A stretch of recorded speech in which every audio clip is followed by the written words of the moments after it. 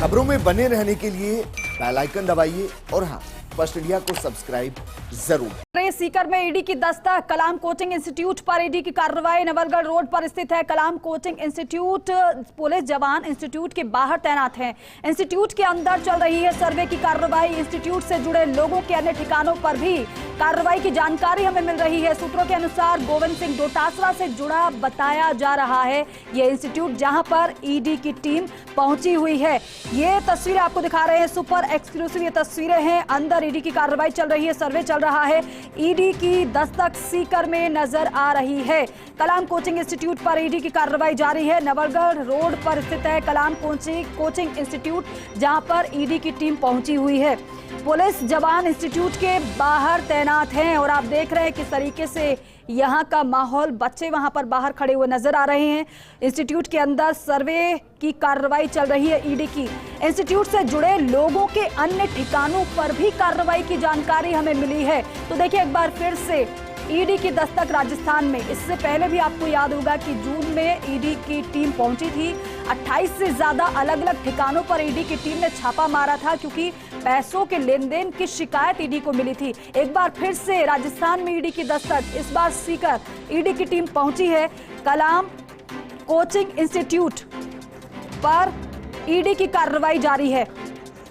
हुकुम सिंह संवाददाता हमारे साथ जुड़ रहे हैं, उनका रुख करते हैं। हुकुम सिंह, इस कार्रवाई को लेकर फिलहाल क्या अपडेट है आपके पास?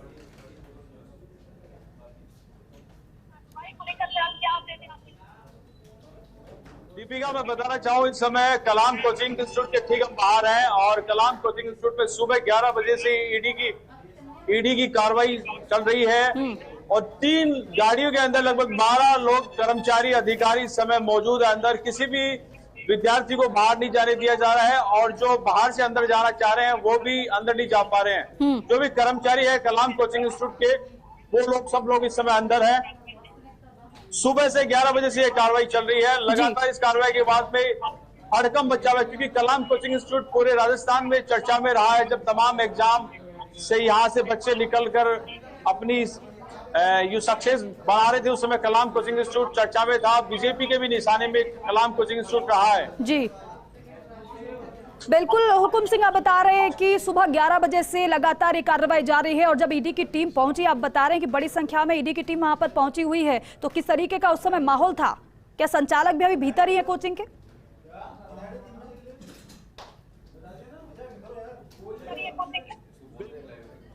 संचालक इस समय इंस्टीट्यूट के अंदर ही है और ईडी की कार्रवाई होने के बाद में तमाम संचालकों को यहाँ मौजूदगी, ईडी के तमाम अधिकारी, उनसे तमाम कागजात उनसे मंगाकर जांच चल रही है। उसके बाद में और जो विद्यार्थी हैं और पूरे सीकर शहर में ईडी की कार्रवाई के बाद में ये मैसेज गया है कि सीकर शहर जहाँ पिछले दिनों एक इंस्टीट्यूट पे कार्रवाई इनकम टैक्स डिपार्टमेंट की भी थी और आज ईडी की कार्रवाई कलाम कोचिंग इंस्टीट्यूट में है।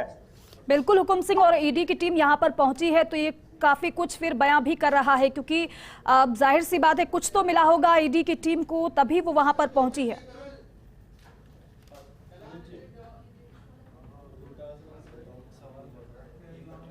कहूंगा कि पीछे दिखाए कि सीआरपीएफ के जवान मौजूद है, किसी को भी बाहर से अंदर नहीं दे रहे हैं। लोकल पुलिस के जवान भी आए हैं, सीआरपीएफ के जवान जैसे अंदर से इंस्ट्रक्शन है कि किसी को भी अंदर आने की अनुमति नहीं है। जो लोग अपेक्षित है वो लोग भी अंदर नहीं जा पा रहे हैं और कार्रवाई है तो कार्रवाई और जो ईडी के इसके कलाम कोचिंग के और जो ठिकाने हैं वहां पर भी कार्रवाई की जानकारी आ रही है कि थोड़ी देर बाद में टीम वहां भी मूव कर सकती है।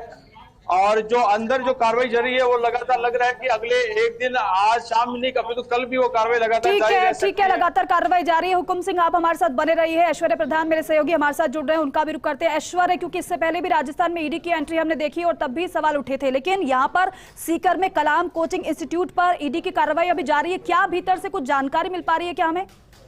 देखिए, यहाँ पर सबसे बड़ी बात यह है कि ये जो कार्रवाई है, इस कार्रवाई से पूर्व में आप फ्लैशबैक में जाइए और किरोड़ी लाल मीणा की प्रेस कॉन्फ्रेंस को उठाकर अगर देखेंगे तो उनकी पिछले दिनों प्रेस कॉन्फ्रेंस हुई थी, लगभग बजट सत्र से पहले 1-2 बार जब उन्होंने प्रेस कॉन्फ्रेंस की थी और पेपर लीक प्रकरण आया था तो उन्होंने कलाम इंस्टीट्यूट को लेकर लगातार सवालों के घेरे में खड़ा किया था कांग्रेस सरकार को और कांग्रेस सरकार के प्रमुख जनप्रतिनिधियों को। तो जिस तरीके से उन्होंने आरोप लगाए थे उस लिहाज से यहाँ पर ये जो चर्चा जब निकल कर आई तो सबसे पहले सियासी गलियारों में ये बात दोहरी, लेकिन उस वक्त फर्स्ट इंडिया न्यूज ने सबसे पहले कयास लगाया और फर्स्ट इंडिया न्यूज ने के रिपोर्टर ने मौके पर जाकर यह खबर जब बताई कि इस तरीके से हुआ है तो सियासी गलियारों में एक और चर्चा निकल पड़ी है। चर्चा ये है कि अगली कार्रवाई अब कहां पर होनी है, क्योंकि एक और सूचना मिल रही है कि एक कार्रवाई और कहीं होनी है।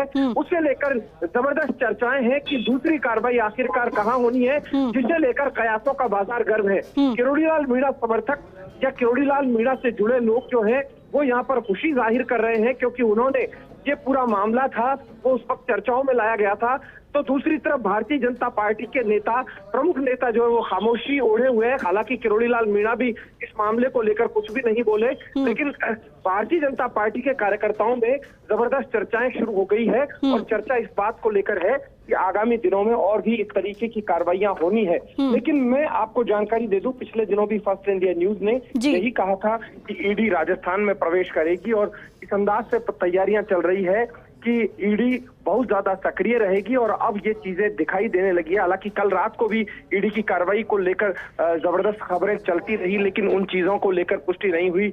कहा जा रहा था कि ईडी की एक और कार्रवाई हो रही है, लेकिन बाद में कुछ और ही निकला।